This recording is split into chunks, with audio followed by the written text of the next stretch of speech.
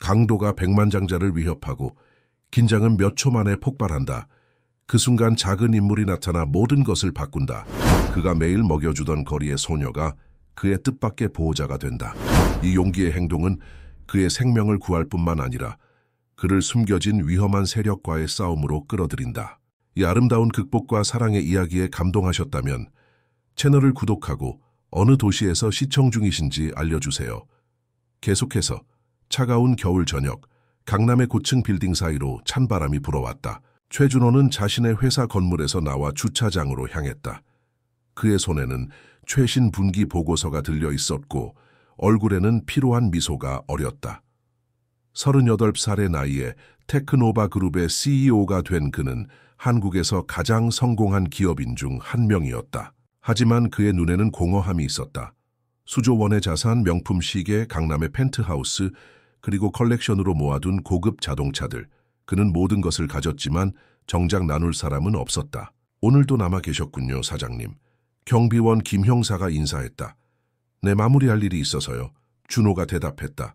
집에 가세요, 김씨. 가족들이 기다릴 텐데. 경비원은 감사하다는 듯 고개를 숙였다. 준호는 그가 부러웠다. 돌아갈 가정이 있다는 것이 얼마나 큰 행복인지. 채 오르기 전 준호는 어떤 충동에 이끌려 주머니에 손을 넣어 작은 도시락 상자를 꺼냈다. 그것은 오늘 점심 회의에서 남은 것으로 그냥 버리기에는 아까웠다. 집으로 가는 길에 그는 항상 같은 장소에서 차를 멈췄다. 청계천 근처의 작은 다리 아래.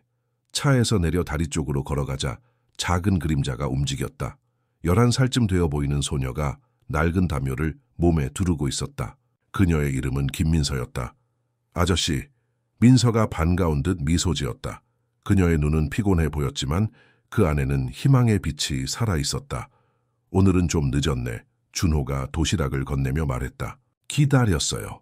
소녀는 도시락을 받아들며 대답했다. 오늘 회의 어땠어요? 준호는 놀랐다. 어떻게 알았지? 넥타이가 다르잖아요.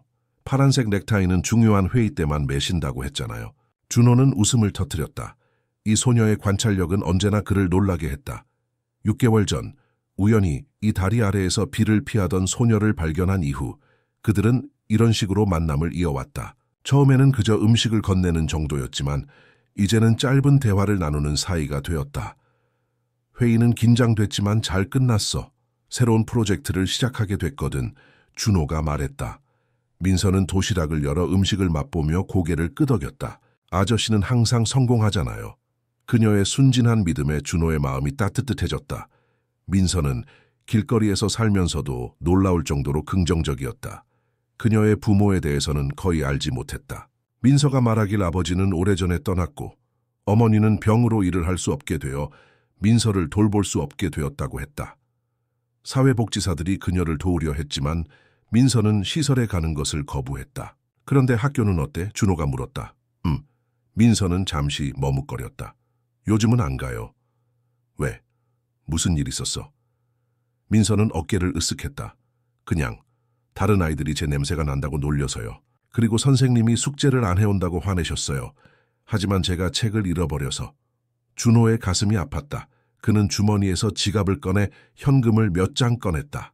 이건 그가 돈을 건네며 말했다. 민서는 고개를 저었다. 돈은 안 받아요. 음식만 주세요. 준호는 항상 그녀의 자존심에 감탄했다. 이건 내 책을 위한 거야. 공부를 계속해야지. 민서는 잠시 고민하다가 돈을 받았다. 고마워요, 아저씨. 내일 바로 책 살게요. 그들은 잠시 침묵 속에서 청계천의 물소리를 들었다. 서울의 밤은 차갑고 무심했지만 이 작은 다리 아래에서는 따뜻한 무언가가 자라고 있었다. 아저씨 혹시? 민서가 조심스럽게 물었다. 회사에서 청소 같은 거 필요하지 않아요? 제가 할 수 있는데. 준호는 잠시 생각에 잠겼다. 그녀를 도울 방법을 항상 고민했지만 직접적인 개입은 복잡한 문제를 일으킬 수 있었다. 그가 대답하기 전에 휴대폰이 울렸다. 준호 씨, 이재성입니다. 전화 너머로 회사의 부사장인 이재성의 목소리가 들렸다. 긴급 상황이 발생했습니다. 지금 바로 회사로 돌아와 주셔야 할 것 같습니다. 준호는 한숨을 쉬었다. 알겠습니다. 곧 가겠습니다. 전화를 끊은 준호는 민서에게 미안한 표정을 지었다. 회사에 일이 생겼어. 내일 다시 올게. 민서는 이해한다는 듯 고개를 끄덕였다. 내일 봐요, 아저씨. 조심히 가세요. 준호는 차로 돌아가며 뒤돌아보았다. 민서는 여전히 그 자리에 서서 손을 흔들고 있었다. 그녀의 모습이 마음에 새겨졌다. 테크노바 본사로 돌아온 준호는 이재성을 회의실에서 만났다. 그는 항상 완벽한 슈트 차림으로 날카로운 인상을 주는 남자였다. 무슨 일입니까? 준호가 물었다. 마이크로소프트와의 계약에 문제가 생겼습니다. 이재성이 서류를 건네며 말했다. 그들이 갑자기 조건을 변경하려고 합니다. 준호는 서류를 검토하며 미간을 찌푸렸다. 이상하군요. 지난주에 모든 것이 확정됐다고 했잖아요. 네, 하지만 그들의 새 임원이 계약을 재검토하고 싶어 합니다. 이재성의 목소리는 차분했지만 눈빛에는 무언가 계산적인 것이 있었다. 그들은 몇 시간 동안 새로운 전략을 논의했다. 준호는 집중하려 했지만 계속해서 민서의 모습이 떠올랐다. 그녀가 학교에서 따돌림 당한다는 사실이 그를 괴롭혔다. 회의가 끝나고 사무실로 돌아온 준호는 책상 위에 놓인 사진을 바라보았다. 자신의 부모님과 찍은 오래된 사진이었다. 그들은 5년 전 교통사고로 세상을 떠났고 그 후 준호는 완전히 일에만 몰두했다. 부모님이 살아계셨다면 그는 중얼거렸다. 민서 같은 아이를 그냥 지나치지 않으셨을 거야. 창밖으로 서울의 야경이 빛났다. 수많은 빌딩들이 밤하늘을 수놓았다. 그 화려함 속에 숨겨진 어둠, 민서 같은 아이들의 현실을 생각하니 마음이 무거워졌다. 준호는 결심했다. 단순히 음식을 나눠주는 것 이상으로 민서를 도울 방법을 찾아야 했다. 그녀에게 정식으로 일자리를 제공하는 것은 법적으로 불가능했지만 그녀가 제대로 교육받을 수 있도록 지원할 수는 있을 것이다. 다음 날 아침 준호는 일찍 회사에 도착했다. 사무실 창문을 통해 서울의 아침 풍경을 바라보며 오늘 민서에게 줄 선물을 생각했다. 새 책과 따뜻한 겨울 코트, 그리고 특별한 제안을 준비했다. 최준호 사장님, 비서가 노크하며 들어왔다. 이재성 부사장님께서 찾으십니다. 준호는 고개를 끄덕였다. 들어오시라고 해주세요. 이재성이 들어오며 미소를 지었지만 그 미소가 눈까지 닿지는 않았다. 좋은 아침입니다, 사장님. 오늘 중요한 안건을 논의해야 할 것 같습니다. 준호는 의자에 깊이 기대 앉았다. 오늘은 긴 하루가 될 것 같았다. 하지만 그의 마음 한구석에는 다리 아래에서 기다릴 민서에 대한 생각이 자리 잡고 있었다. 그날 저녁, 준호는 평소보다 늦게 회사를 나섰다. 이재성과의 회의가 예상보다 길어졌고 새로운 프로젝트에 관한 논쟁이 격렬했다. 이재성은 회사의 방향성에 대해 점점 더 강한 의견을 내세웠고 때로는 준호의 경영 방식을 은근히 비판하는 듯한 발언도 했다. 준호 씨, 우리는 더 공격적으로 시장을 장악해야 합니다. 이재성이 말했다. 이런 식으로 자선 활동에 회사 자금을 쏟아붓는 것은 주주들에게 좋은 인상을 주지 못합니다. 준호는 불편한 기색을 감추지 못했다. 테크노바가 시작한 교육 지원 프로그램은 그에게 중요한 의미가 있었다. 이재성 씨, 우리 회사의 사회적 책임은 단순한 이미지 메이킹이 아닙니다. 실질적인 변화를 만들어내는 것이 우리의 목표입니다.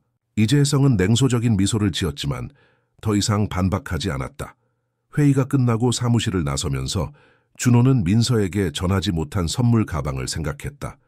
그것은 여전히 그의 사무실 책상 위에 놓여 있었다. 내일 아침에 가져가야겠다고 생각하며 주차장으로 향했다. 겨울밤의 찬 공기가 그의 얼굴을 스쳤다. 주차장은 이미 대부분 비어 있었고 그의 검은색 제네시스 G90이 홀로 서 있었다. 준호는 차 키를 꺼내려고 주머니에 손을 넣었을 때 누군가 그의 뒤에서 빠르게 다가오는 발소리를 들었다. 최준호 사장님. 낯선 남자의 목소리가 들렸다. 준호가 돌아보니 검은 모자와 마스크로 얼굴을 가린 남자가 서 있었다. 그는 준호보다 키가 크고 체격이 좋았다. 누구십니까? 준호가 경계하며 물었다. 중요한 정보가 있습니다. 남자가 한 걸음 더 다가왔다. 당신의 회사에 대한. 준호는 본능적으로 뒤로 물러섰다. 상황이 이상했다. 이 시간에 낯선 사람이 그를 기다리고 있었다는 것은 좋은 징조가 아니었다. 무슨 정보입니까? 정식으로 약속을 잡으시죠. 준호가 단호하게 말했다.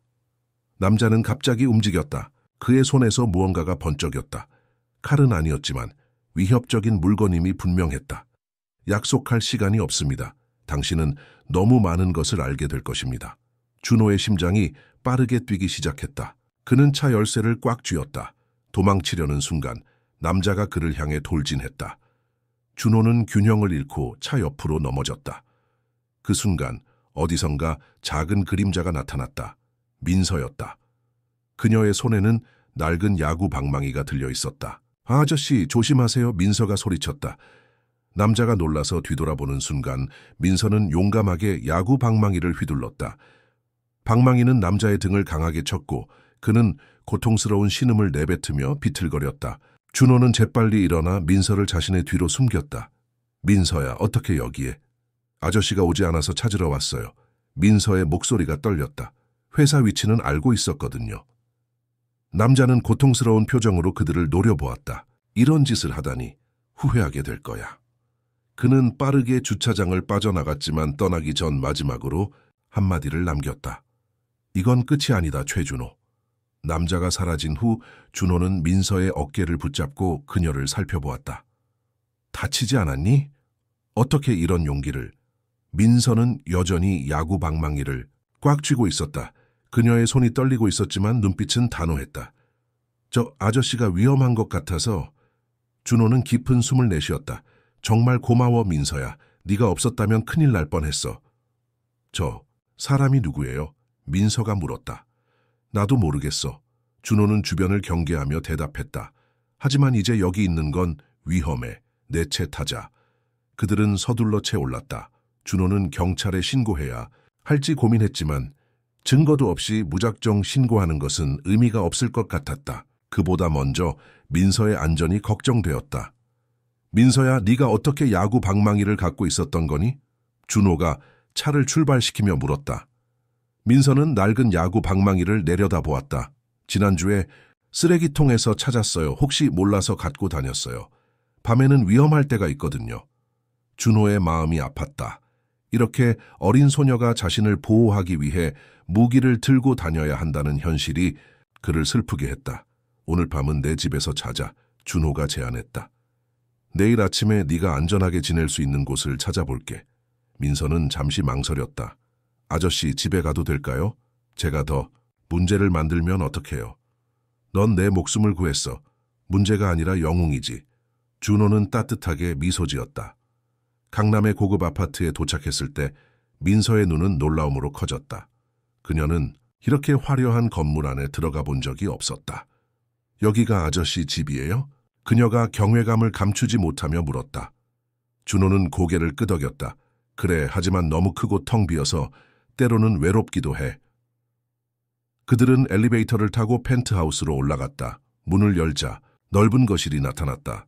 현대적인 디자인의 가구들과 큰 창문을 통해 보이는 서울의 야경이 인상적이었다. 와, 민서는 입을 다물지 못했다. 배고프지? 뭐 먹을래? 준호가 물었다. 민서는 쑥스러운 듯 고개를 끄덕였다. 아무거나 괜찮아요. 준호는 냉장고를 열었지만 거의 비어 있었다. 그는 대부분의 식사를 회사나 외식으로 해결했다. 피자 시켜 먹을까? 민서의 얼굴이 밝아졌다. 정말요? 피자요? 그들은 피자를 주문하고 기다리는 동안 민서는 조심스럽게 집 안을 둘러보았다. 벽에 걸린 그림들, 책장에 가지런히 꽂힌 책들, 그리고 작은 테이블 위에 놓인 가족 사진. 이분들이 아저씨 부모님이세요? 민서가 사진을 가리키며 물었다. 준호는 고개를 끄덕였다. 5년 전에 돌아가셨어. 저도 부모님이 안 계세요. 민서가 조용히 말했다. 아빠는 제가 아주 어릴 때 떠나셨고 엄마는 병으로 저를 돌볼 수 없게 되셨어요. 준호는 민서의 어깨에 조심스럽게 손을 올렸다. 많이 힘들었겠구나. 민서는 담담하게 말을 이었다. 처음에는 이모가 절 돌봐주셨는데 이모도 형편이 어려워서 결국 저 혼자 남게 됐어요. 시설에 갈 수도 있었지만 그곳에서는 자유롭지 못할 것 같았어요. 피자가 도착하고 그들은 함께 식탁에 앉았다. 민서는 오랜만에 따뜻한 집에서 먹는 식사에 행복해 보였다. 민서야, 준호가 진지한 표정으로 말했다. 오늘 있었던 일은 심각해. 그 남자가 누구인지 왜 나를 노렸는지 알아내야 해. 하지만 더 중요한 건 네 안전이야. 민서는 피자 조각을 내려놓고 준호를 바라보았다. 저 때문에 아저씨가 더 위험해진 건 아닐까요? 뭔 아니야. 네가 없었다면 오늘 나는 큰 상처를 입었을 거야. 준호는 단호하게 말했다. 이제부터는 우리가 함께 이 문제를 해결해야 해. 어떻게요? 민서가 물었다. 일단 네가 안전한 곳에 있어야 해. 내일 내가 아는 사회복지사를 만나볼 거야. 그리고 그 남자가 누구인지, 왜 나를 공격했는지 알아내야 해. 민서는 고개를 끄덕였지만 눈에는 걱정이 가득했다. 그 사람이 또 아저씨를 해치려고 하면 어떡해요? 걱정하지 마. 내일부터 회사 보안을 강화할 거야. 준호는 안심시키려 했지만 그 역시 불안했다. 식사를 마친 후 준호는 민서에게 손님방을 보여주었다. 오랜만에 부드러운 침대에 누운 민서는 금세 잠이 들었다. 준호는 그녀가 자는 모습을 잠시 지켜보았다. 이렇게 작고 용감한 소녀가 그의 목숨을 구했다는 사실이 믿기지 않았다. 거실로 돌아온 준호는 소파에 앉아 깊은 생각에 잠겼다. 오늘 그를 공격한 남자는 누구였을까? 단순한 강도였을까? 아니면 더 깊은 의도가 있었을까? 그리고 그가 당신은 너무 많은 것을 알게 될 것이라고 한 말은 무슨 의미였을까? 준호는 노트북을 켜고 회사 이메일을 확인했다. 최근 몇 주 동안 이상한 일들이 있었다. 일부 자금이 예상치 못한 계정으로 이체된 것, 이재성이 주도하는 새 프로젝트의 비밀스러운 진행, 그리고 몇몇 중요한 파트너 기업들과의 갑작스러운 계약 변경. 혹시 준호는 중얼거렸다. 이 모든 것이 연결되어 있는 걸까? 창밖으로 서울의 밤이 깊어가고 있었다. 준호는 민서의 안전과 회사의 미래, 그리고 자신을 위협한 정체불명의 남자에 대한 걱정으로 쉽게 잠들 수 없었다. 그는 이 모든 수수께끼를 풀기 위해 계획을 세워야 했다. 다음 날 아침, 준호는 일찍 눈을 떴다. 잠시 동안 왜 소파에서 잤는지 혼란스러웠지만 곧 어제의 사건들이 떠올랐다. 그는 조용히 일어나 민서의 방을 확인했다. 소녀는 여전히 깊이 잠들어 있었다. 아마도 오랜만에 안전한 곳에서 제대로 된 잠을 자는 것 같았다. 부엌으로 향한 준호는 간단한 아침 식사를 준비하기 시작했다.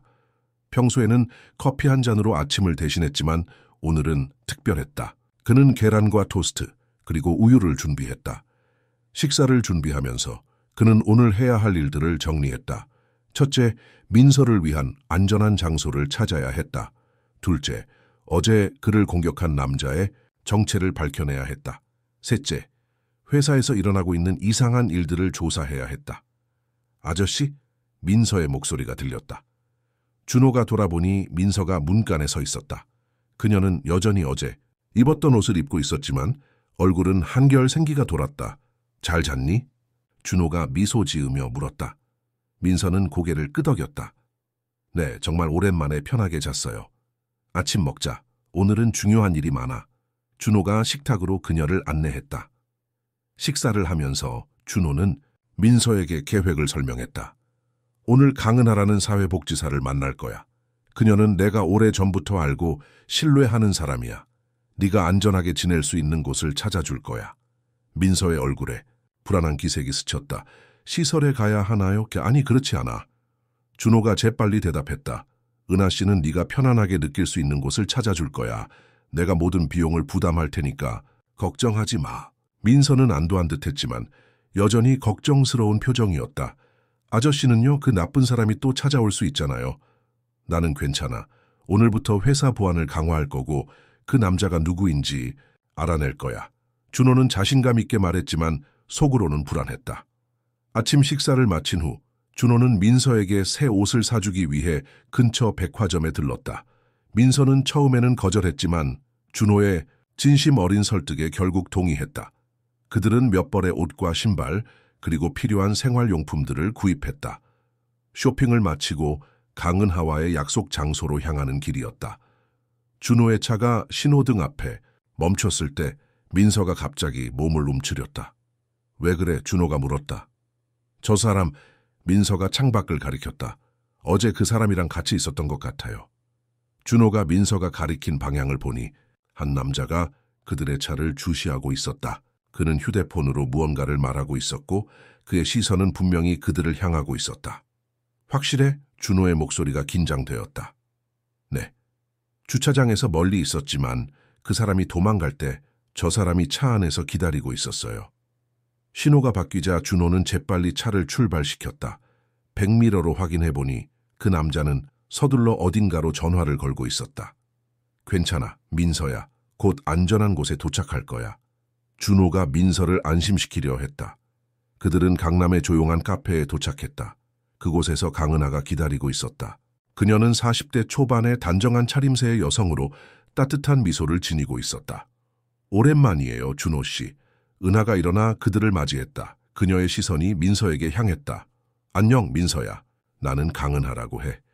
민서는 조심스럽게 고개를 숙여 인사했다. 안녕하세요.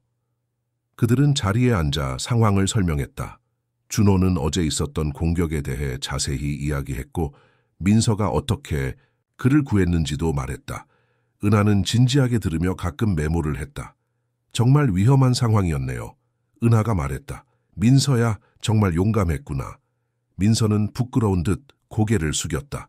은하 씨, 민서가 안전하게 지낼 수 있는 곳이 필요해요. 준호가 말했다. 시설은 싫어하니까 다른 방법이 있을까요? 은하는 잠시 생각에 잠겼다.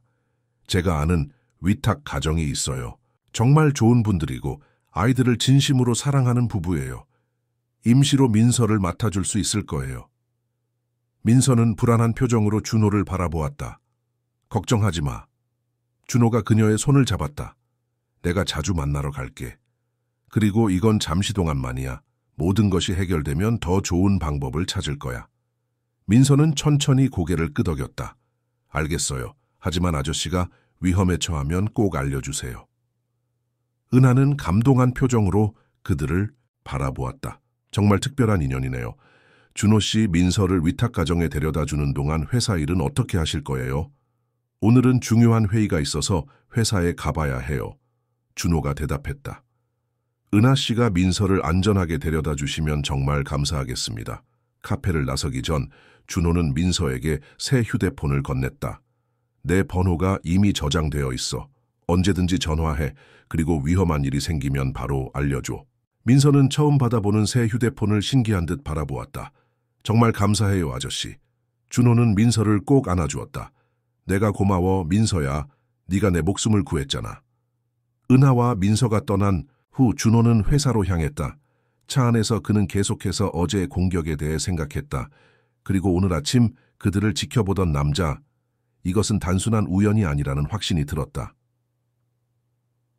테크노바, 본사에 도착한 준호는 경비 체계를 강화하도록 지시했다. 그리고 자신의 사무실로 향했다. 그곳에서 그를 기다리고 있는 이재성을 발견했다. 어디 계셨습니까, 사장님? 이재성이 물었다. 아침 회의를 놓치셨는데요. 개인적인 일이 있었어요. 준호가 간단히 대답했다. 무슨 일입니까? 이재성은 서류 한 뭉치를 건넸다.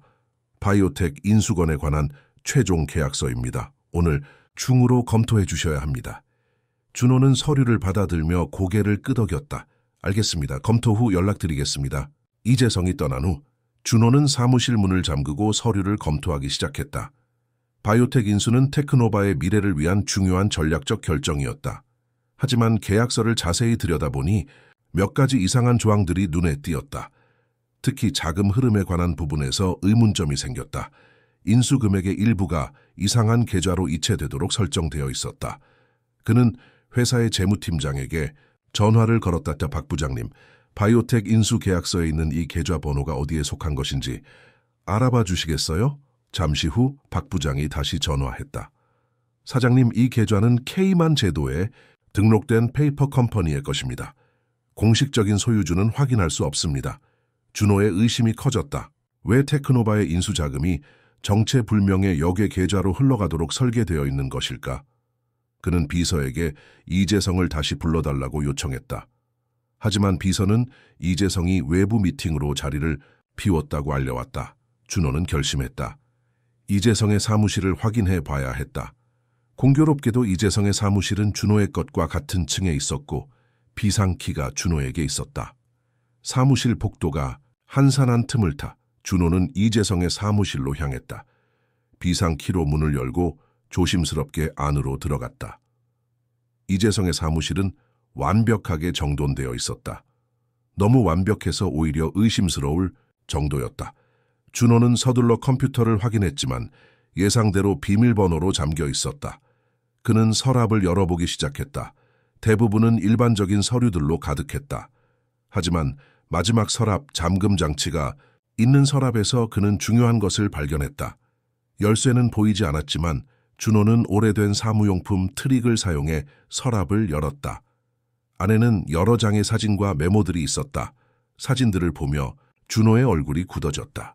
그 중에는 준호가 민서를 만나는 모습, 그리고 다른 거리의 아이들과 대화하는 모습이 담겨 있었다. 또한 몇몇 메모에는 취약점 팍, 약점 이용 같은 문구들이 적혀 있었다. 가장 충격적인 것은 준호의 개인 정보와 일정이 상세히 기록된 문서였다. 이재성은 분명히 오래전부터 준호를 감시해왔던 것이다.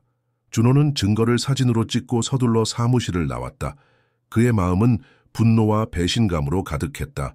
이재성, 자신이 신뢰했던 동료가 그를 감시하고 있었다니, 그리고 어쩌면 어제의 공격도 이재성과 연관이 있을지 모른다는 생각이 들었다.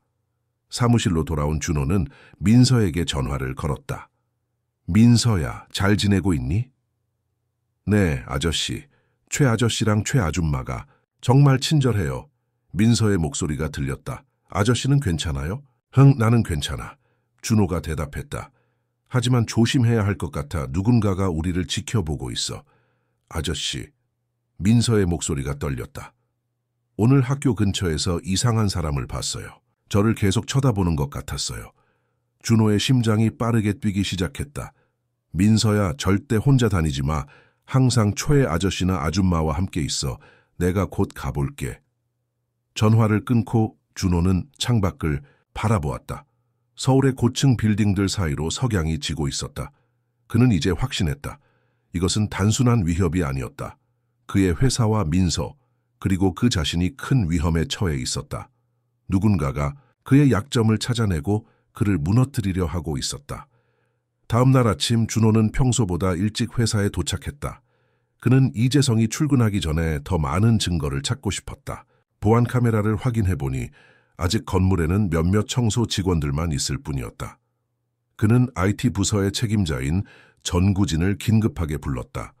우진은 준호가 대학 시절부터 알고 지낸 친구로 테크노바의 모든 디지털 시스템을 관리하는 책임자였다. 무슨 일이야, 이렇게 아침부터? 우진이 준호의 사무실에 들어오며 물었다. 준호는 문을 닫고 낮은 목소리로 말했다. 우진아, 내 도움이 필요해. 이건 극비 사항이야. 우진은 준호의 진지한 표정을 보고 자세를 바로 했다. 무슨 일인데? 이재성의 이메일과 회사 서버 접속 기록을 확인해야 해. 합법적인 범위 내에서. 우진은 놀란 표정이었다. 이재성 부사장님의? 왜? 준호는 어제 발견한 사진과 메모들에 대해 설명했다. 그리고 바이오텍 인수 계약서에 이상한 점들도 언급했다. 뭔가 큰 일이 벌어지고 있어. 그리고 이재성이 중심에 있는 것 같아. 준호가 말했다. 우진은 잠시 생각하더니 고개를 끄덕였다. 알겠어. 하지만 이건 위험한 일이야. 만약 이재성이 알게 되면 걱정하지 마. 모든 책임은 내가 질게. 준호가 단호하게 말했다. 우진은 준호의 컴퓨터로 와서 특별한 접근 코드를 입력했다. CEO 권한으로 특별 감사를 실시하는 거야. 합법적이지만 일반적으로는 하지 않는 절차지. 그들은 지난 6개월 동안의 이재성의 이메일과 서버 접속 기록을 확인하기 시작했다. 대부분은 일상적인 업무 내용이었지만 몇몇 암호화된 이메일들이 눈에 띄었다. 이건 뭐지? 준호가 물었다. 우진은 화면을 자세히 살펴보았다. 외부 서버로 보내는 암호화된 메시지야. 주소를 추적해볼게. 몇 분간의 작업 끝에 우진은 놀라운 발견을 했다. 이메일들은 모두 퓨처 인베스트먼트라는 회사로 보내졌어. 그리고 이 회사는 안에 말해봐. 준호가 조급하게 물었다. 바이오텍의 대주주야. 우진이 충격받은 표정으로 말했다. 이재성이 우리가 인수하려는 회사와 비밀리에 접촉하고 있었던 거야. 준호의 의심이 확신으로 변했다. 이재성은 테크노바의 바이오텍 인수 과정에서 무언가 뒷거래를 하고 있었던 것이다. 그들이 더 깊이 파고들수록 놀라운 사실들이 드러났다. 이재성은 지난 1년간 회사 자금 일부를 비밀리에 다른 계좌로 빼돌리고 있었다. 그리고 그 자금은 바이오텍의 주식을 개인적으로 매입하는 데 사용되었다. 이런 미친 우진이 중얼거렸다. 이재성은 테크노바가 비싼 가격에 바이오텍을 인수하도록 유도하고 동시에 개인적으로 바이오텍 주식을 보유해서 이중으로 이득을 취하려 했던 거야. 준호는 분노를 억누르며 말했다. 그뿐만이 아니야. 그는 나를 회사에서 몰아내려는 계획도 있었어. 그들은 이재성의 개인 폴더에서 준호 제거 계획이라는 문서를 발견했다. 그 안에는 준호를 회사에서 쫓아내기 위한 단계적 계획이 담겨 있었다. 주주들의 신뢰를 무너뜨리는 것부터 시작해 준호의 개인적 약점을 이용하는 방법까지. 그리고 이건 우진이 또 다른 폴더를 열었다. 이재성이 거리의 아이들에 대한 정보를 수집한 기록이야. 특히 민서에 관한 정보가 많아. 준호는 화면을 노려보았다. 민서의 일상, 그녀가 자주 가는 장소, 심지어 그녀와 준호의 만남까지 상세히 기록되어 있었다. 그가 민서를 이용해 나를 위협하려 했던 거야. 준호가 분노에 떨며 말했다. 우진은 준호의 어깨를 두드렸다. 이제 어떻게 할 거야만 모든 증거를 수집해야 해. 그리고 이사회에 이 사실을 알려야 해. 준호가 결심한 듯 말했다. 하지만 그 전에 민서의 안전을 확보해야 해. 그때 준호의 휴대폰이 울렸다. 화면에는 민서의 이름이 떠 있었다. 민서야, 무슨 일이야? 준호가 걱정스럽게 물었다. 아저씨, 민서의 목소리가 떨렸다. 어제 그 사람이 학교 앞에 또 왔어요. 저를 계속 쳐다봤어요. 준호의 심장이 빠르게 뛰기 시작했다. 지금 어디 있니? 최 아저씨 집이요. 학교에서 일찍 돌아왔어요. 너무 무서워서. 거기 있어. 내가 지금 당장 갈게.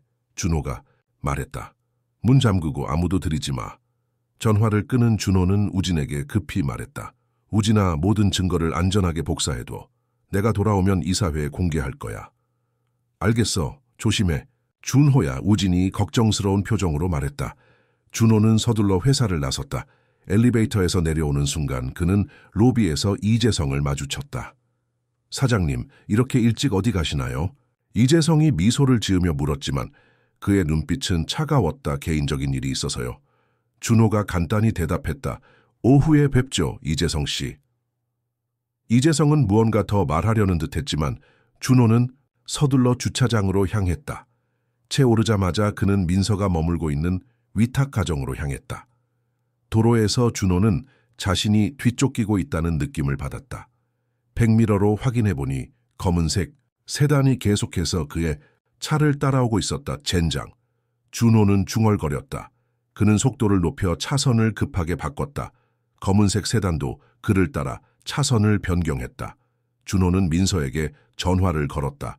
민서야, 내가 조금 늦을 것 같아. 계속 집 안에 있어. 절대 문 열지 마. 아저씨, 무슨 일 있어요? 민서의 목소리가 더욱 불안해졌다. 괜찮아, 걱정하지 마. 곧 갈게. 준호는 민서를 안심시키려 했다. 그는 검은색 세단을 따돌리기 위해 복잡한 골목길로 들어갔다. 몇 번의 급회전과 방향 전환 끝에 그는 마침내 그 차를 따돌릴 수 있었다. 민서가 머물고 있는 아파트에 도착했을 때 준호는 주변을 신중하게 살폈다. 이상한 점은 보이지 않았다. 그는 서둘러 아파트로 향했다. 초의 부부의 집 문 앞에 도착한 준호는 초인종을 눌렀다. 민서야, 나야. 문 열어. 문이 열리고 민서가 안도의 표정으로 그를 맞이했다. 아저씨! 준호는 민서를 꼭 안아주었다. 괜찮아? 다치지 않았어? 민서는 고개를 저었다. 괜찮아요. 그냥 무서웠어요. 초의 부부는 거실에서 걱정스러운 표정으로 기다리고 있었다. 최, 사장님 무슨 일이 있는 건가요? 최 아저씨가 물었다. 준호는 상황을 간략하게 설명했다. 회사 내부에 문제가 있고 민서가 위험에 처할 수 있다는 것까지. 이제 어떻게 할 거예요? 최, 아줌마가 물었다. 민서를 더 안전한 곳으로 데려가야 해요. 준호가 말했다. 제 친구가 강원도에 별장을 갖고 있어요. 거기라면 당분간 안전할 거예요. 민서는 불안한 표정으로 준호를 바라보았다. 아저씨도 같이 가요? 준호는 잠시 망설였다. 그는 회사로 돌아가 이재성의 비리를 폭로해야 했다. 하지만 민서를 혼자 두는 것은 위험해 보였다. 그래, 내가 같이 갈게. 그는 결정했다. 우선 너의 안전이 최우선이야. 그들은 간단하게 짐을 꾸렸다. 준호는 우진에게 전화를 걸어 상황을 설명했다. 우진아, 민서와 함께 강원도로 가야 할 것 같아. 모든 증거를 안전하게 보관해둬. 내가 돌아오면 함께 이사회에 공개하자. 알겠어. 근데 준호야, 이재성이 너를 찾고 있어. 네가 회사를 나간 직후부터 굉장히 초조해하면서 네 사무실을 뒤졌어. 아마 우리가 그의 비밀을 알아냈다는 걸 눈치챈 것 같아. 준호가 말했다. 조심해. 이재성은 위험한 사람이야. 전화를 끊고 준호는 최 부부에게 감사의 인사를 전했다. 정말 감사합니다. 모든 것이 해결되면 다시 연락드리겠습니다. 그들은 준호의 차를 타고 강원도로 향했다. 도시를 벗어나는 동안 준호는 계속해서 백미러를 확인했다. 다행히 그들을 따라오는 차는 보이지 않았다. 차 안에서 민서는 조용히 창밖을 바라보고 있었다. 아저씨, 이 모든 일이 저 때문인가요? 그녀가 마침내 입을 열었다. 준호는 고개를 저었다. 아니야, 민서야. 이건 모두 이재성 때문이야. 그는 오래전부터 나를 해치려고 계획해왔어. 네가 아니었다면 나는 이미 그의 계략에 넘어갔을 거야. 근데 왜 이재성 아저씨는 그런 나쁜 짓을 하는 거예요? 준호는 한숨을 쉬었다. 돈과 권력 때문이야. 사람들은 때로 그것 때문에 변해버려. 민서는 잠시 생각에 잠겼다. 저는 아저씨가 변하지 않았으면 좋겠어요. 준호는 미소를 지었다. 나도 그래, 민서야. 내 덕분에 나는 무엇이 정말 중요한지 깨달았어. 그들은 서울에서 멀어질수록 마음이 조금씩 가벼워졌다. 하지만 준호는 알고 있었다. 이것은 단지 일시적인 도피일 뿐이었다. 진짜 싸움은 그가 서울로 돌아갔을 때 시작될 것이다. 강원도의 울창한 숲으로 둘러싸인 도로를 달리면서 준호는 결심했다. 이번 일이 끝나면 그는 민서를 정식으로 입양하기 위한 절차를 시작할 것이다. 그녀는 더 이상 거리에서 살아서는 안 되었다. 그리고 준호 자신도 더 이상 홀로 살아갈 필요가 없었다. 민서야, 준호가 조용히 불렀다. 이 모든 일이 끝나면 네가 원한다면 나와 함께 살지 않을래? 민서의 눈이 커졌다. 정말요, 아저씨 집에서요. 그래, 정식으로 입양 절차를 밟을 거야. 물론 네가 원한다면. 민서의 눈에 눈물이 고였다. 정말 그러고 싶어요, 아저씨. 준호의 마음은 따뜻해졌다. 이 작은 소녀가 그의 삶에 들어온 것은 우연이 아니었다. 그것은 운명이었다.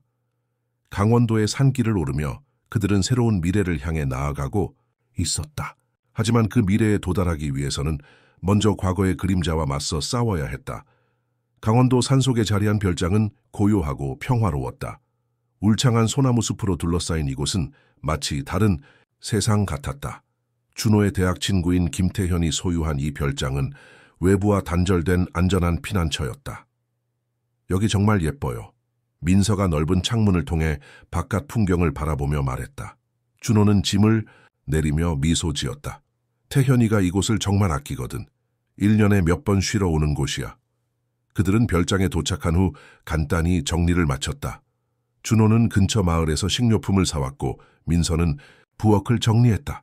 낯선 환경임에도 불구하고 그들은 금세 편안함을 찾았다. 저녁을 준비하면서 준호는 계속해서 휴대폰을 확인했다. 우진에게서 소식이 없었다. 서울은 여기서 몇 시간 거리였지만 마치 다른 세계처럼 느껴졌다. 아저씨, 괜찮아요? 민서가 준호의 걱정스러운 표정을 보고 물었다. 준호는 억지로 미소를 지었다. 응, 괜찮아. 그냥 회사 일이 걱정돼서. 이재성 아저씨 때문에요? 준호는 고개를 끄덕였다. 그래, 우진이 아직 연락이 없어. 저녁 식사 후 준호는 다시 우진에게 전화를 시도했지만 여전히 응답이 없었다. 불안감이 커졌다. 태현아, 나 준호야. 그는 별장 주인인 태현에게 전화를 걸었다. 미안한데 서울 상황 좀 알아봐 줄 수 있어? 태현은 신문사에서 일하는 기자였다. 그는 다양한 정보망을 가지고 있었다. 무슨 일인데? 태현이 물었다. 준호는 간략하게 상황을 설명했다. 이재성의 비리, 회사, 자금 횡령, 그리고 자신을 위협한 사건까지. 젠장, 준호야, 그거 심각하네. 태현의 목소리가 긴장되었다. 알아볼게. 조심해. 전화를 끊고 준호는 거실 소파에 깊이 몸을 묻었다. 민서는 옆에 조용히 앉아 텔레비전을 보고 있었다. 민서야, 준호가 불렀다. 학교는 어때? 친구들은 많아? 민서는 잠시 생각하더니 고개를 저었다. 별로요. 제가 자주 학교를 빠져서 그리고 아이들이 제 옷이나 냄새를 놀려요. 준호의 마음이 아팠다. 이제 그런 일은 없을 거야. 내가 약속할게. 밤이 깊어가는 동안 준호는 계속해서 휴대폰을 확인했다. 마침내 자정 무렵 태현에게서 전화가 왔다.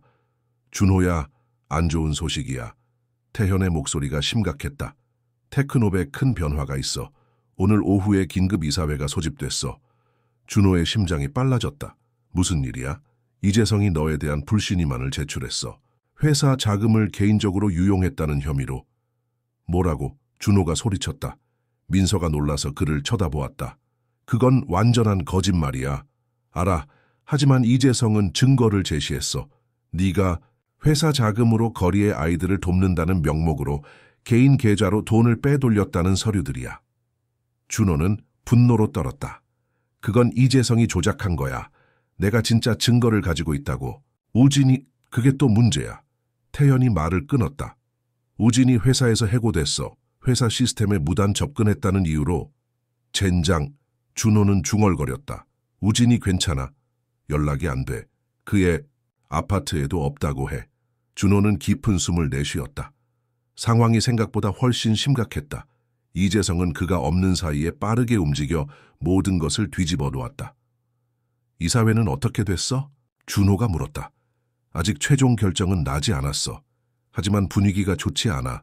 이재성이 주주들을 설득하고 있어. 준호는 주먹을 꽉 쥐었다. 내일 서울로 돌아가야겠어. 이대로 물러설 수 없어. 준호야, 조심해. 이재성은 이미 너를 회사에서 쫓아내기 위한 모든 준비를 마친 것 같아. 전화를 끊고 준호는 창밖을 바라보았다. 깊은 어둠 속에서 별들이 빛나고 있었다. 그는 이제 어떻게 해야 할지 고민했다. 아저씨, 민서의 목소리가 들렸다. 그녀는 잠옷 차림으로 문간에 서 있었다. 무슨 일 있어요? 준호는 한숨을 쉬었다. 이재성이 나를 회사에서 쫓아내려고 해. 거짓 증거를 만들어서. 민서는 준호 옆으로 다가와 앉았다. 어떻게 도와드릴까요?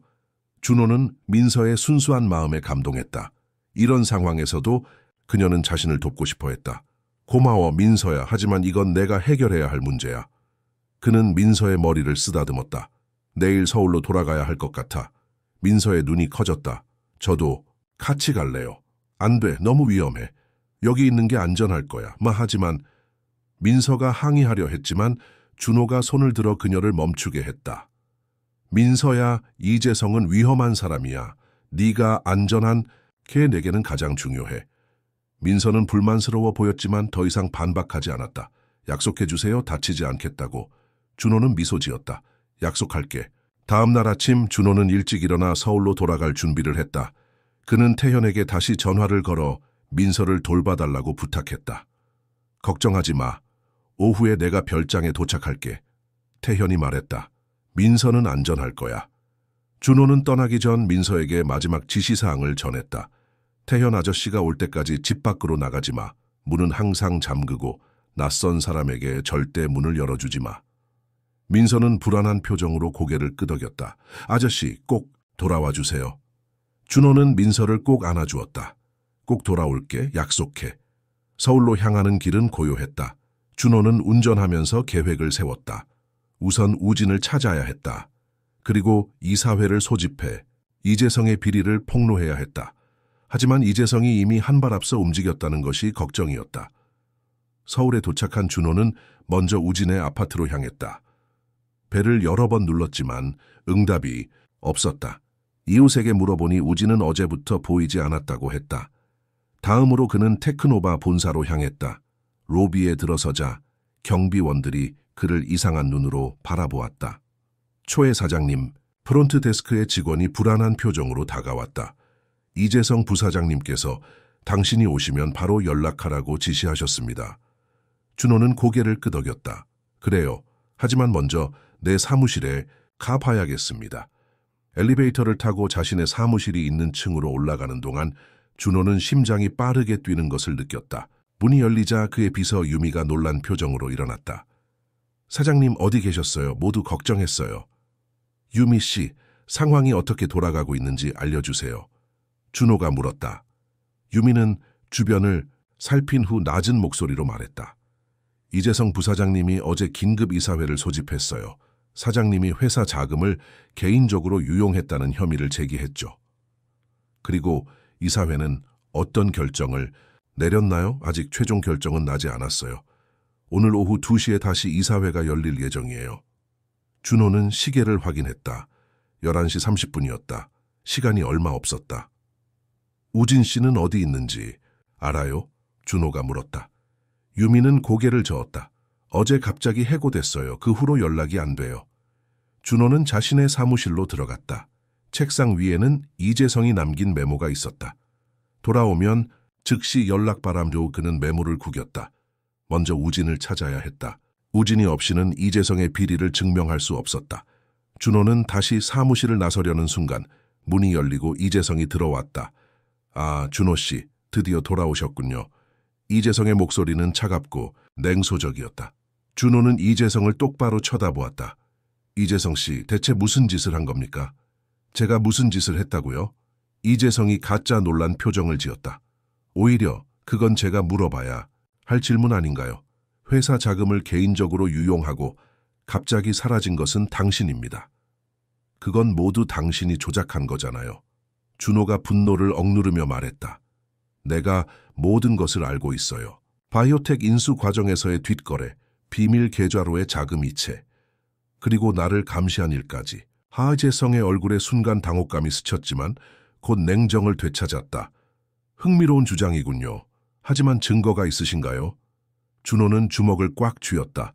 증거는 우진에게 있었다. 그리고 우진은 지금 어디에 있는지 알 수 없었다. 오후 이사회에서 모든 것이 밝혀질 겁니다. 준호가 단호하게 말했다. 이재성은 비웃음을 지었다. 기대하고 있겠습니다. 아, 그리고 그가 문 앞에서 돌아보며 말했다. 그 거리의 소녀는 어디 있습니까? 민서라고 했나요? 준호의 얼굴이 굳어졌다. 민서는 당신과 상관없는 아이예요. 글쎄요, 그 아이가 당신을 구한 후부터는 저와도 상관이 있는 것 같은데요? 이재성의 목소리에 위협이 담겨 있었다. 이재성이 나간 후 준호는 즉시 민서에게 전화를 걸었다. 다행히 민서는 별장에서 안전하게 있었다. 아저씨, 태현, 아저씨가 방금 도착했어요. 민서가 말했다. 준호는 안도했다. 잘 됐다. 민서야, 절대 별장 밖으로 나가지 마. 알겠지? 이제 준호는 시간이 얼마 남지 않았다는 것을 알았다. 그는 우진을 찾기 위해 마지막으로 한 곳을 떠올렸다. 우진이 어려울 때 종종 찾아가는 한강 근처의 작은 카페였다. 준호는 서둘러 그곳으로 향했다. 카페에 도착하자 구석에 앉아있는 우진을 발견했다. 그는 피곤해 보였지만 준호를 보자 얼굴이 밝아졌다. 준호야, 어디 있었어? 우진이 일어나 준호를 방했다. 강원도에 있었어. 민서를 안전하게 숨겨두기 위해. 준호가 대답했다. 너는 어떻게 된 거야? 왜 연락이 안 됐어? 우진은 한숨을 쉬었다. 이재성이 나를 해고하고 감시하기 시작했어. 휴대폰도 압수당했고. 증거는? 준호가 급하게 물었다. 우진은 미소 지었다. 걱정 마. 모든 증거를 백업해뒀어. 여기 있어. 그는 작은 USB 드라이브를 꺼냈다. 준호는 안도의 한숨을 내쉬었다. 이제 이재성에 맞설 준비가 되었다. 우진아, 고마워. 이제 이사회에 가서 모든 것을 밝힐 시간이야. 그들은 함께 테크노바 본사로 향했다. 이제 진실을 밝힐 시간이었다. 테크노바 본사 14층 대회의실은 긴장감으로 가득 차 있었다. 이사회 멤버들이 하나둘 자리를 잡기 시작했고 준호와 우진은 회의실 밖에서 마지막 준비를 하고 있었다. 모든 증거가 준비됐지? 준호가 물었다. 우진은 고개를 끄덕였다. 응? USB에 이재성의 비밀 이메일, 자금 흐름 내역, 그리고 바이오텍 인수 관련 뒷거래 증거가 모두 들어있어. 프레젠테이션도 준비했고. 준호는 깊은 숨을 내쉬었다. 이 순간을 위해 그는 지난 24시간 동안 모든 준비를 마쳤다. 이재성의 거짓 혐의를 벗고 진짜 범인을 밝혀낼 시간이었다. 자, 들어가자. 준호가 결심한 듯 말했다. 회의실. 문이 열리자 모든 시선이 그들에게 집중되었다. 테크노바의 이사 한 명과 이재성이 이미 자리에 앉아 있었다. 이재성의 얼굴에는 자신감 넘치는 미소가 있었지만 준호와 우진을 보자 그 미소가 순간 흔들렸다. 최준호 사장님, 이사회 의장인 박종현이 말했다. 어제부터 연락이 되지 않아 걱정했습니다. 준호는 정중하게 고개를 숙였다. 죄송합니다, 의장님. 중요한 개인 사정이 있어 잠시 자리를 비웠습니다. 그 개인 사정이 회사 자금 유용과 관련 있는지도 오늘 밝혀지겠군요. 이재성이 냉소적인 어조로 말했다. 준호는 이재성을 무시하고 회의석에 앉았다. 우진은 그 옆에 섰다. 전구진 씨가 여기 있는 이유가 무엇입니까? 이재성이 물었다. 그는 어제 해고된 직원입니다. 우진 씨는 제 증인입니다. 준호가 단호하게 말했다. 그리고 이 회의에서 중요한 증거를 제시할 예정입니다. 박 의장이 목을 가다듬었다. 좋습니다. 이재성 부사장님, 먼저 준호 사장님의 대한 혐의를 공식적으로 설명해 주시겠습니까? 이재성은 일어나 프로젝터를 켰다. 화면에는 회사 계좌에서 빠져나간 자금 내역이 표시되었다. 지난 6개월 동안 최준호 사장님은 사회공헌, 활동이라는 명목으로 총 5억 원의 회사 자금을 빼돌렸습니다. 이재성이 말했다. 이 자금은 공식적인 재단이나 자선단체가 아닌 사장님의 개인 계좌와 연결된 별도의 계좌로 이체되었습니다. 그는 화면을 넘겨 몇 장의 사진을 보여주었다. 준호가 민서와 다른 거리의 아이들에게 음식을 나눠주는 모습이었다. 사장님은 이 돈을 거리의 아이들에게 사적으로 나눠주었습니다. 물론 좋은 의도였을 수 있지만 이는 회사 자금의 불법적 유용에 해당합니다.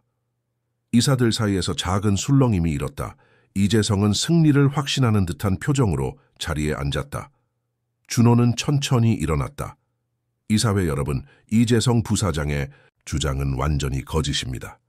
그는 우진에게 고개를 끄덕였고 우진은 자신의 노트북을 회의실 프로젝터에 연결했다. 제가 거리의 아이들을 돕는 것은 사실입니다. 하지만 그것은 전적으로 제 개인 자금으로 이루어진 일입니다. 회사 자금은 단 한 푼도 사용되지 않았습니다. 준호는 화면을 넘겨 자신의 개인 계좌 내역을 보여주었다. 이것은 제 개인 계좌의 내역입니다.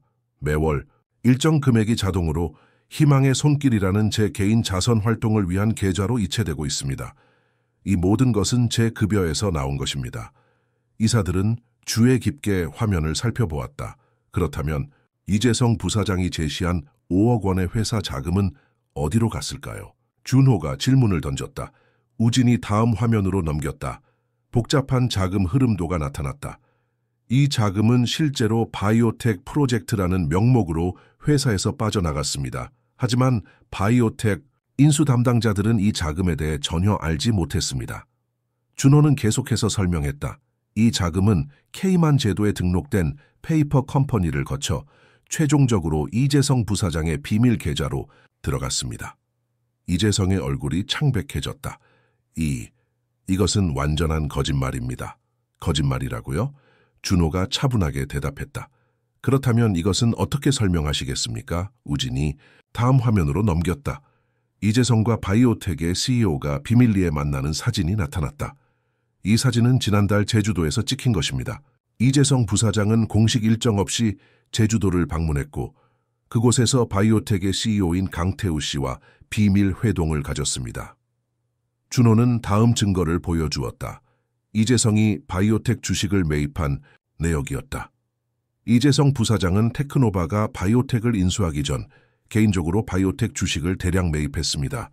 그리고 인수가 발표된 후 주가가 급등했을 때 이를 매도해 엄청난 차익을 얻었습니다. 이는 명백한 내부자 거래입니다. 회의실은 충격에 빠졌다. 이사들은 서로를 바라보며 작은 소리로 이야기를 나누기 시작했다. 이게 다가 아닙니다. 준호가 계속했다. 하이재성 부사장은 저를 회사에서 몰아내기 위해 장기적인 계획을 세웠습니다. 우진이 다음 화면으로 넘겼다. 이재성의 컴퓨터에서 발견된 준호 제거 계획이라는 문서였다. 이 문서는 이재성 부사장의 컴퓨터에서 발견된 것입니다. 여기에는 저를 어떻게 회사에서 쫓아내고 제 평판을 훼손시킬지에 대한 상세한 계획이 담겨 있습니다. 이재성은 벌떡 일어났다. 이것은 조작된 증거입니다. 우진은 해고된 직원이고 준호에게 충성을 바치는 자입니다. 그가 이런 가짜 증거를 만든 것이 분명합니다. 준호는 평온하게 대답했다. 증거가 조작되었다고 생각하신다면 당신의 컴퓨터를 지금 당장 제3자에게 검사받는 것은 어떨까요? 이재성의 얼굴이 더욱 창백해졌다. 박 의장이 입을 열었다. 이 모든 주장은 매우 심각합니다. 두 분 다 강력한 증거를 제시했습니다. 이사회는 이 문제를 철저히 조사할 필요가 있습니다. 조사할 필요가 없습니다. 새로운 목소리가 들렸다. 모두가 회의실 문 쪽을 바라보았다. 강은하가 서 있었다. 그녀의 옆에는 검찰청 경제범죄수사팀의 김 검사가 있었다. 강 씨?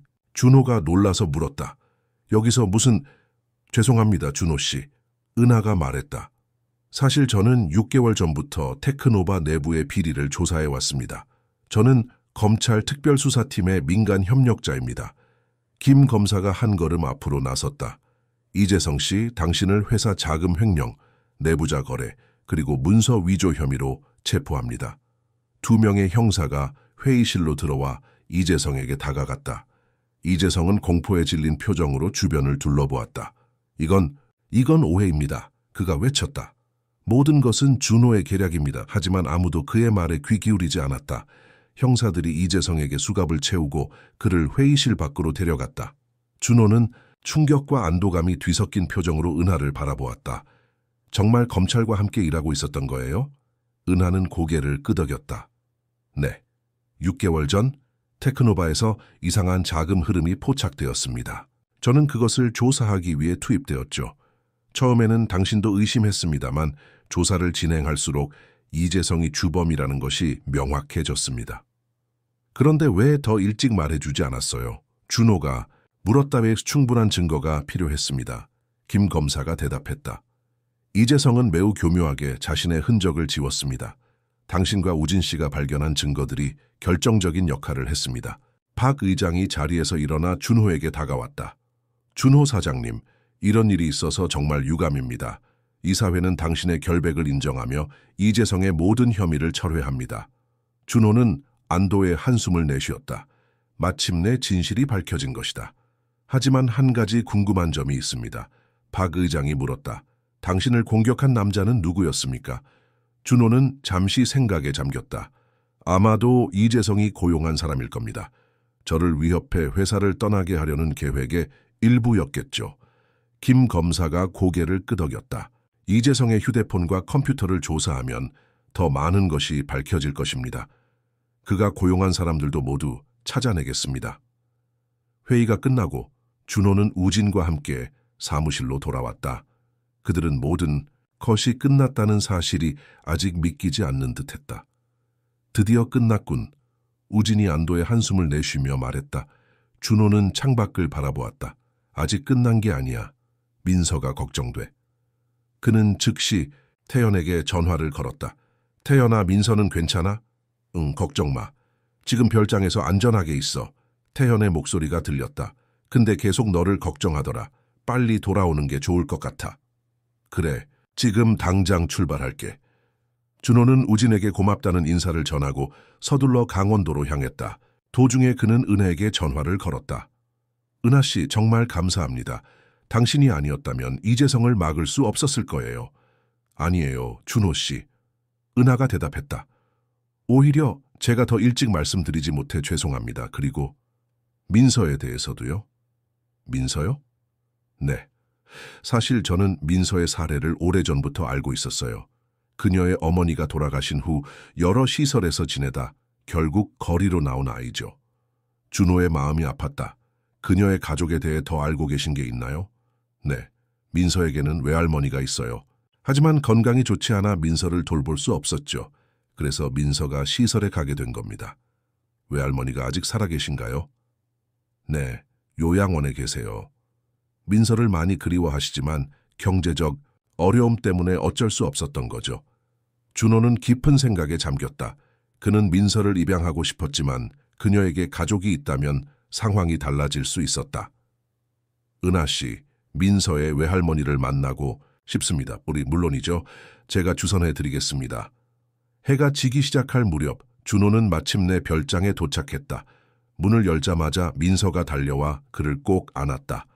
아저씨, 정말 걱정했어요. 민서의 눈에는 눈물이 고여 있었다.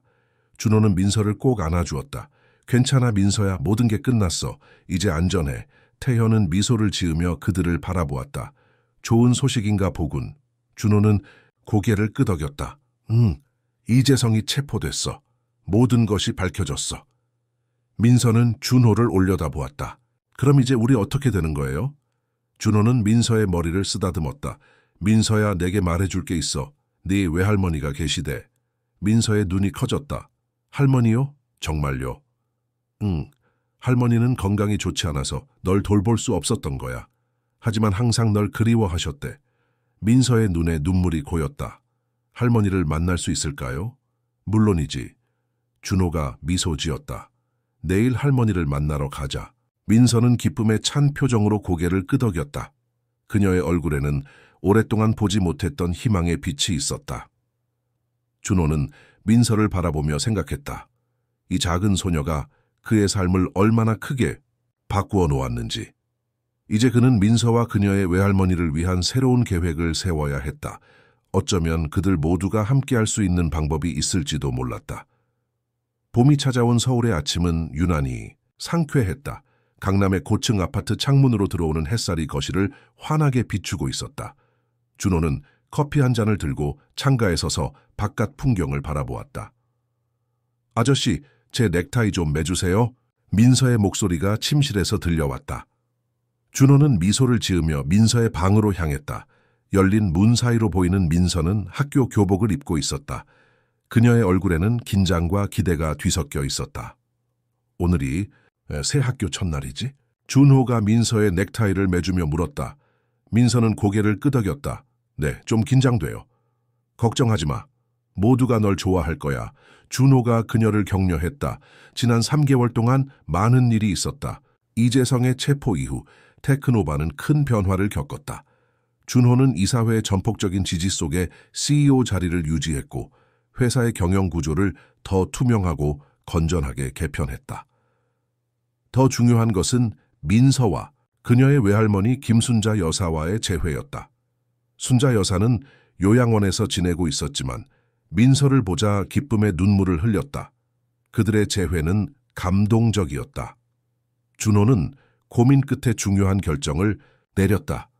그는 민서를 법적으로 입양하는 동시에 순자 여사를 자신의 집으로 모셔왔다. 3층짜리 강남의 펜트하우스는 이제 세 사람의 가정이 되었다. 할머니, 저 학교 갔다 올게요. 민서가 거실로 나와 소파에 앉아 계신 순자 여사에게 인사했다. 순자 여사는 따뜻한 미소를 지으며 민서의 머리를 쓰다듬었다. 그래, 우리 민서. 오늘 좋은 하루 보내렴. 준호와 민서는 함께 아파트를 나섰다. 준호의 차를 타고 강남의 명문 사립학교로 향하는 길, 민서는 창밖을 바라보며 생각에 잠겼다. 아저씨, 이제 아빠라고 불러도 될까요?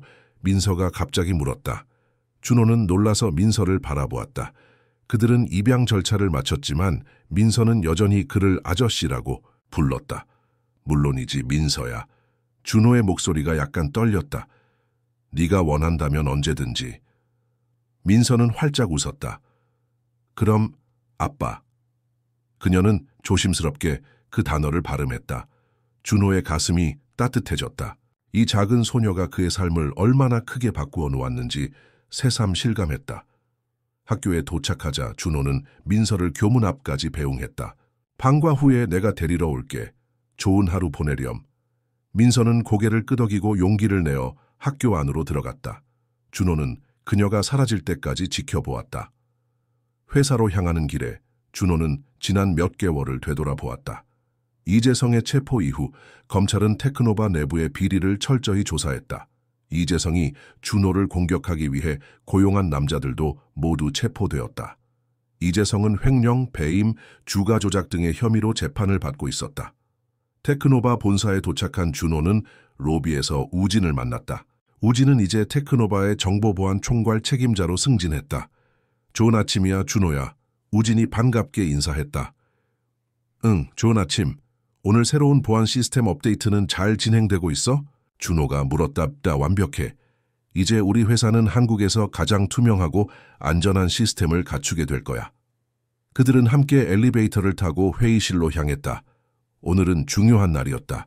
준호가 오랫동안 준비해온 희망의 다리 프로젝트의 공식 발표가 있는 날이었다. 회의실에 들어서자 테크노바의 임원들과 외부 파트너들이 이미 자리에 앉아 있었다. 그 중에는 강은하의 모습도 보였다. 은하는 이제 준호의 새 프로젝트의 핵심 파트너였다. 모두 좋은 아침입니다. 준호가 회의를 시작했다. 오늘 우리는 테크노바의 새로운 시작을 알리는 중요한 프로젝트를 발표하려 합니다. 그는 프로젝터를 켜고 희망의 다리 프로젝트 로고를 보여주었다. 다리 위에 손을 잡고 서 있는 아이들의 실루엣이 그려진 심플한 디자인이었다. 희망의 다리는 거리의 아이들에게 안전한 주거, 교육, 그리고 의료 서비스를 제공하는 종합 지원 프로그램입니다. 테크노바는 향후 5년간 매년 수익의 5%를 이 프로젝트에 투자할 것입니다. 임원들 사이에서 작은 술렁임이 일었다. 5%는 결코 적은 금액이 아니었다. 일부는 이것이 과도한 투자라고 생각할 수 있습니다. 준호가 계속했다. 하지만 우리가 성공할 수 있었던 것은 사회의 지지 덕분입니다. 이제 우리가 그 사회에 환원할 차례입니다. 준호는 화면을 넘겨 첫 번째 희망의 다리 센터의 건축 계획을 보여주었다. 이 센터는 서울 마포구에 지어질 예정이었고 50명의 아이들이 생활하고 공부할 수 있는 공간이었다. 강은하 씨가 이 프로젝트의 운영을 총괄할 것입니다. 그녀의 풍부한 사회복지 경험이 큰 도움이 될 것입니다. 은하가 일어나 간략히 운영 계획을 설명했다. 그녀의 전문성과 열정이 모두를 감동시켰다. 회의가 끝난 후 준호는 사무실에서 몇 가지 서류 작업을 마무리했다. 오후가 되어 그는 민서의 학교로 향했다. 교문 앞에서 기다리고 있자니 아이들이 하나둘 나오기 시작했다. 마침내 민서가 보였다. 그녀는 다른 두 여자아이와 함께 웃으며 이야기하고 있었다. 빌, 아빠. 민서가 준호를 보고 달려왔다. 아빠라는 단어가 아직도 준호의 가슴을 뛰게 했다. 학교는 어땠어? 준호가 물었다. 정말 좋았어요. 선생님도 친절하시고 친구들도 많이 사귀었어요. 민서의 눈은 반짝였다. 그들은 함께 차에 올라 집으로 향했다. 도중에 준호는 민서에게 물었다. 오늘 저녁에 특별한 손님이 올 거야. 괜찮겠니? 민서는 호기심 어린 표정으로 물었다. 누가 오시는데요? 최 아저씨 부부야. 그리고 우진 아저씨와 은하 아줌마도. 민서의 얼굴이 밝아졌다. 와, 정말 좋아요. 최 아저씨 부부 오랜만이에요. 집에 도착하자 순자 여사가 현관에서 그들을 맞이했다. 오늘 학교는 어땠니? 우리 민서? 민서는 할머니에게 달려가 안겼다. 정말 재미있었어요, 할머니. 선생님이 제가 수학을 잘한다고 칭찬해 주셨어요. 순자 여사는 자랑스러운 표정으로 민서를 바라보았다. 우리 민서가 수학 천재라니까. 준호는 그들의 모습을 보며 미소 지었다. 민서는 실제로 수학에 놀라운 재능을 보였다. 학교 입학시험에서 그녀는 자신의 나이보다 2학년 위의 수준을 보여주었다. 저녁이 되자 초대받은 손님들이 하나둘 도착했다. 우진과 은하 그리고 최 부부까지 모두 모였다. 민서야, 많이 컸구나. 최 아줌마가 민서를 반갑게 안아주었다. 최 아줌마 보고 싶었어요. 민서가 대답했다. 그들은 함께 식사를 하며 즐거운 시간을 보냈다. 민서는 새 학교에 대한 이야기를 신나게 들려주었고 모두가 그녀의 적응력에 감탄했다. 식사가 끝나고 준호는 모두를 거실로 초대했다. 오늘 여러분을 초대한 것은 특별한 이유가 있습니다. 모두가 호기심 어린 표정으로 준호를 바라보았다. 희망의 다리 프로젝트가 오늘 공식적으로 승인되었습니다. 준호가 기쁜 소식을 전했다. 그리고 저는 여러분 모두가 이 프로젝트에 함께 해주셨으면 합니다. 은하는 이미 프로젝트의 운영 책임자였지만 다른 이들은 놀란 표정이었다. 우진이는 센터의 IT 시스템과 보안을 담당해 주었으면 해. 최 부부는 아이들의 생활 지도와 심리 상담을 맡아주셨으면 합니다. 두 분의 따뜻한 마음이 아이들에게 큰 힘이 될 거예요. 최 부부는 서로를 바라보며 기쁘게 고개를 끄덕였다. 영광입니다. 준호 씨, 우리도 도울 수 있어 기쁩니다. 그리고 가장 중요한 것은 준호가 민서를 바라보았다. 민서가 이 프로젝트의 첫 번째 희망 대사가 되어 주었으면 해. 희망 대사요? 민서가 물었다. 그래, 거리에서 생활했던 경험을 가진 너와 같은 아이들이 새롭게 센터에 오는 아이들을 도와주는 역할이야. 네 경험이 다른 아이들에게 큰 도움이 될 거야. 민서의 눈이 커졌다. 정말 그렇게 할 수 있을까요? 물론이지. 넌 정말 특별한 아이야, 민서야. 준호가 따뜻하게 말했다. 순자 여사가 눈물을 훔쳤다.